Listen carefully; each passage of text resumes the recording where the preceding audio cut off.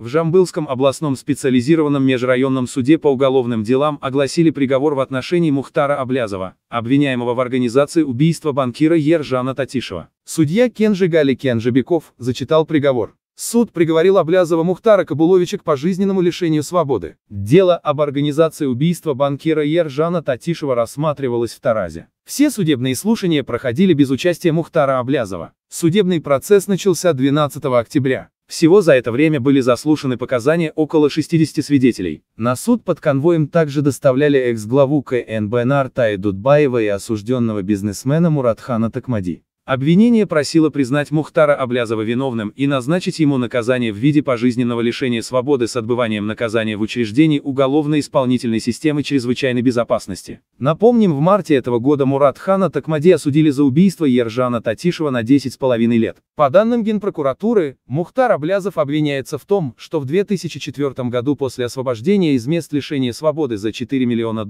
нанял Токмади для убийства председателя правления БТА банка Татишева. В суде Токмади признался, что получил от Аблязова $2 миллиона.